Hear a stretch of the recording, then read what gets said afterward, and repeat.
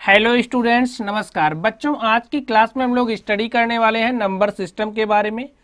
तो आप लोग समझिए नंबर सिस्टम के बारे में स्टडी करने की ज़रूरत क्या है।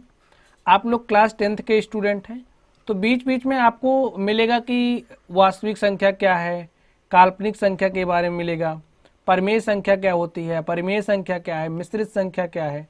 तो ऐसे टर्म्स आपको मिलते रहेंगे, तो हमें इनके बारे में भी जानना आवश्यक है। जब हम इनके बारे में जानते रहेंगे तब चीज़ें हमारे समझ में ज़्यादा बढ़िया से आएंगी। तो इन्हीं सारी चीज़ों को देखते हुए हमने ये सोचा सबसे पहले आपको नंबर सिस्टम की एक क्लास दी जाए। इसके बाद हमें क्लास 10th का हमारा जो टॉपिक है वास्तविक संख्या, में वास्तविक संख्याओं के बारे में पढ़ना होगा। तो चलिए सबसे पहले आज की इस इंट्रोडक्शन वाली क्लास में हम लोग जान लेते हैं कि नंबर सिस्टम होता क्या है। आप लोग इस संख्या ग्राफ को देखिए और संख्या ग्राफ को देखते बताइए कि जो नंबर्स हैं कितने तरीके के होते हैं। दो तरीके के होते हैं, एक हमारी वास्तविक संख्याएं होती हैं और दूसरी हमारी काल्पनिक संख्याएं होती हैं। तो जो वास्तविक संख्या होती है, वास्तविक संख्या के अंतर्गत वास्तविक संख्या होती है और वास्तविक संख्या को किससे रिप्रेजेंट करते हैं, आर से। वास्तविक संख्या के अंतर्गत दो तरह की संख्याएं आती हैं, एक परिमेय संख्या आती है और दूसरी अपरिमेय संख्या आती है। तो सबसे पहले हम लोग जान लेते हैं वास्तविक संख्या होती क्या है। तो जो सभी परिमेय तथा अपरिमेय संख्याएं होती, देखिए डेफिनेशन आपको यहीं से समझनी होगी। सभी परिमेय तथा अपरिमेय संख्याओं को क्या कहा जाता है, वास्तविक संख्या। यानी कि सभी परिमेय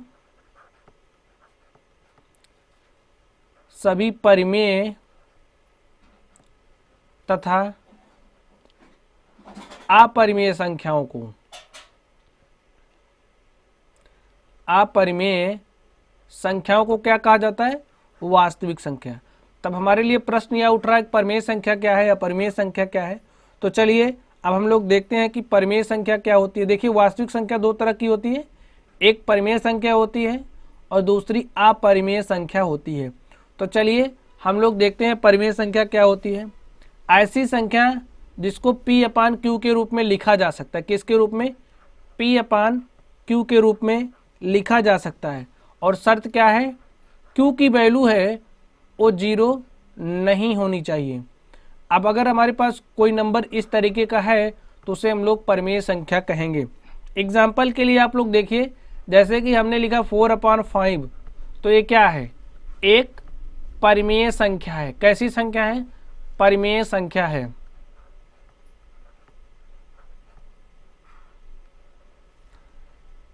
अगर हम लोग नेक्स्ट लिखें 5/8, तो आप लोग इसको देखिए और देखने के बताइए क्या ये परिमेय संख्या है। हाँ, यह एक परिमेय संख्या है। और आप लोग इस नंबर को देखिए और देख करके बताइए क्या जो 4 यहाँ पर लिखा है वो परिमेय संख्या है। हाँ, क्योंकि इसको इस रूप में लिखा जा सकता है। तो ऐसी संख्याएं जिसको P/Q के रूप में लिखा जा सकता है और शर्त क्या होनी चाहिए, Q की वैल्यू 0 ना हो, तो इस तरह की जो संख्याएं होती हैं इन्हें परिमेय संख्या कहते हैं। और जो परिमेय संख्या होती है उसको Q से रिप्रेजेंट किया जाता है। परिमेय संख्याओं को Q से प्रदर्शित किया जाता है। चलिए अब हम लोग देखते हैं अपरिमेय संख्याएं क्या होती हैं। आप लोग इसकी डेफिनेशन याद रखिए। अब जो संख्या परिमेय नहीं होगी वही अपरिमेय संख्या होगी। तो देखिए इसकी डेफिनेशन यहीं से बनाइए, जो संख्या परिमेय ना हो,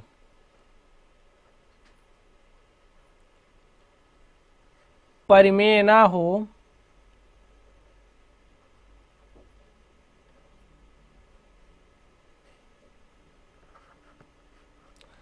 अपरिमेय संख्या कहलाती है। जैसे आप लोग यहाँ पर देख रहे हैं √2, √2 माइनस √3, ये सारी संख्याएं कैसी हैं, अपरिमेय संख्याएं कहलाती हैं। अब जैसे √2 की वैल्यू लिखें अगर हम लोग इसको इस तरीके से, तो ये क्या हो जाएगा 1.41421, ऐसे आगे जाता जाएगा। तो ये कैसी है, अपरिमेय संख्या है। आप लोग एक बात और समझते रहिए, जो हमारे पास पाई होता है पाई का वैल्यू कितना होता है 3.1415। ऐसे आप लोग इसको हल करेंगे तो और आगे तक जाएगा। तो ये जो पाई होती है, पाई भी एक अपरिमेय संख्या होती है। कैसी संख्या होती है? अपरिमेय संख्या होती है। आप लोग इस बात को एकदम ध्यान में रखिएगा कि पाई एक अपरिमेय संख्या होती है। आप लोग जब कभी भी एग्जाम्स में बैठेंगे तो ये प्रश्न जरूर पूछा जाता है कि पाई कैसी संख्या है। चलिए अब हम लोग देखते हैं कि जो परिमेय संख्या होती है, परिमेय संख्या कितने तरह की होती है। तो परिमेय संख्याओं की अगर हम बात करें तो परिमेय संख्या दो तरीके से होती है। एक होती है पूर्ण संख्या और एक होती है भिन्न संख्या। क्या होती है? भिन्न संख्या। तो चलिए सबसे पहले हम लोग देखते हैं पूर्ण संख्या क्या होती है। तो हम लोग समझते हैं पूर्णांक संख्या क्या होती है। तो आप लोग समझिए पूर्णांक संख्याएं क्या होती हैं। एक बार समझ लीजिए जो पूर्णांक संख्याएं होती हैं, पूर्णांक संख्याओं को किससे रिप्रेजेंट किया जाता है? आई या जेड से। जब पूर्ण संख्याओं के समुच्चय में, इसका डेफिनेशन हम लोग क्या लिखेंगे?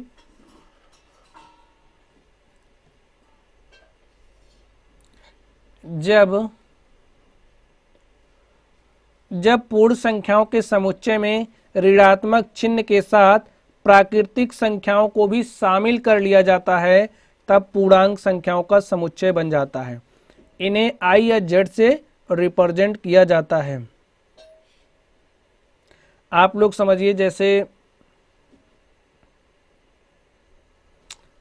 इसको आप लोग समझिए जैसे कि पूर्णांक संख्या है क्या, तो ऐसा ग्रुप होता है जिसमें पॉजिटिव नंबर्स भी होते हैं और नेगेटिव नंबर्स भी होते हैं, ठीक है। प्लस तथा जैसे कोई प्राकृतिक संख्या, सबसे पहले आप लोग समझिए कि प्राकृतिक संख्या होती क्या है, उसके बाद ही चीज़ें अच्छे तरीके से समझ में आएंगी।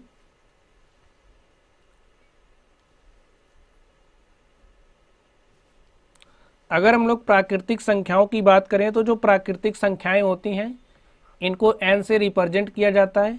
और जो हमारी नंबर्स होते हैं, जैसे अगर हम 1 की बात करें तो 1 2 3 4 5 ऐसे इन्फिनिटी तक ये हमारे जो नंबर्स होते हैं, इन्हीं संख्याओं को प्राकृतिक संख्या कहा जाता है। क्या कहा जाता है?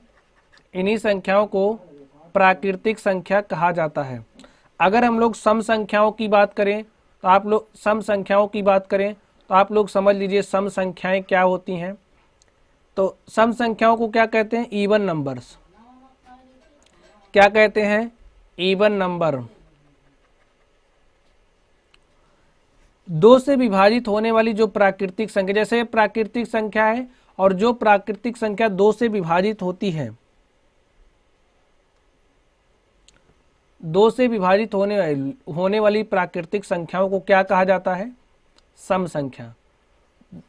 तो दो से विभाजित संख्याओं को हम लोग क्या कहेंगे? सम संख्या। ये बात आप लोग समझते रहिए। अगर हम लोग विषम संख्या की बात करें तो वह प्राकृतिक संख्याएं जिनको दो से विभाजित नहीं किया जा सकता है, यानी कि जो दो से विभाज्य ना हो, दो से विभाज्य ना हो, तो इन्हें क्या कहा जाता है?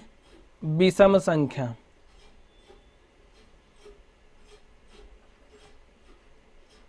जैसे कि आप लोग एग्जाम्पल्स के रूप में देख सकते हैं, यहाँ पर विषम संख्या है और ऐसी संख्या जो दो से विभाज्य नहीं होती है विषम संख्या कहलाती है, दो से विभाज्य ना हो।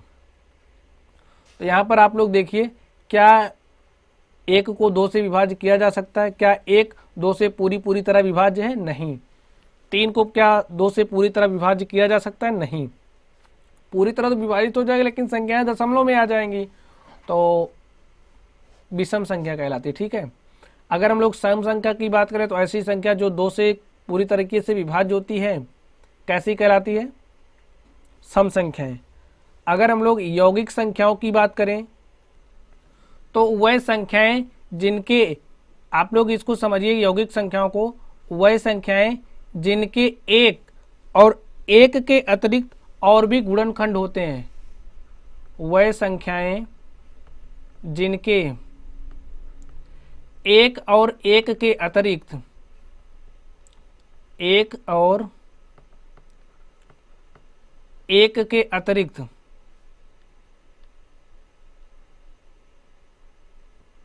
और भी गुणनखंड होते हैं, कंपाउंड नंबर्स कहलाती हैं, यौगिक संख्याएं कहलाती हैं। जैसे आप लोग देखिए यहाँ पर 4 लिखा है, तो 4 के गुणनखंड की अगर बात करें तो 1 1 4 का गुणनखंड है, और अगर पूरे के हम फैक्टर की बात करें तो इसको हम लोग एक तरीके से इस तरीके से भी राइट कर सकते। तो ऐसी संख्याएं जिनके एक और स्वयं के अतिरिक्त और भी गुणनखंड होते हैं, तो यहाँ हमने 4 को लिया। आप लोग देखिए 4 का एक गुणनखंड 4 खुद है, एक 4 स्वयं गुणनखंड है, और एक भी 4 का गुणनखंड है ना, एक भी 4 का गुणनखंड है। लेकिन अगर इसके अलावा हम बात करें तो 4 का एक फैक्टर हम लोग और लिख सकते हैं, वो क्या है, 2 गुणे 2। तो इसी तरीके से 4 क्या हो गया, 4 एक कंपाउंड नंबर हो गया, एक यौगिक संख्या हो गई। अगर हम लोग 6 की बात करें तो यहाँ पर आप लोग 6 का एक मल्टीपल फैक्टर क्या है, 6 को हम लोग 6 गुणे 1 लिख सकते हैं, और 6 को ही हम लोग 1 गुणे 6 भी लिख सकते हैं। तो यहाँ पर आप लोग देखिए 6 का 6 एक स्वयं फैक्टर है, स्वयं फैक्टर है, गुणनखंड है। और अगर 1 की बात करें, 1 भी 6 का गुणनखंड है। अगर इसके अतिरिक्त हम लोग बात करें तो 2 गुणे 3 इसका एक अतिरिक्त फैक्टर है, 2 भी 6 का गुणनखंड है और 3 भी 6 का गुणनखंड है। तो इस तरीके से इसके 6 और 1 के अतिरिक्त भी गुणनखंड हैं। तो इस तरीके से 6 क्या हो गया, एक कंपाउंड नंबर हो गया, एक यौगिक संख्या हो गई। चलिए अब हम लोग नेक्स्ट बात करते हैं। देखिए यहाँ पर हमने सम संख्या की बात करी, हमने विषम संख्या की बात करी, और हमने यौगिक संख्या की बात करी। तो हमारे पास एक बच रहा है पूर्ण संख्या। तो आप लोग यह भी समझ लीजिए कि पूर्ण संख्या क्या होती है। अगर प्राकृतिक संख्या है और प्राकृतिक संख्याओं के ग्रुप में, आप लोग समझिए पूर्ण संख्या क्या होती है, जिसे हम लोग होल नंबर कहते हैं। प्राकृतिक संख्या है, लिख लीजिए पूर्ण संख्या। जैसे प्राकृतिक संख्या है और उस प्राकृतिक संख्या के ग्रुप में अगर हम लोग 0 को भी शामिल कर लेते हैं तो क्या कहलाती हैं, पूर्ण संख्याएं। तो 0 1 2 3 एंड सो ऑन, एक क्या है, एक होल नंबर हैं। और जो होल नंबर्स होते हैं इनको W से रिप्रेजेंट किया जाता है।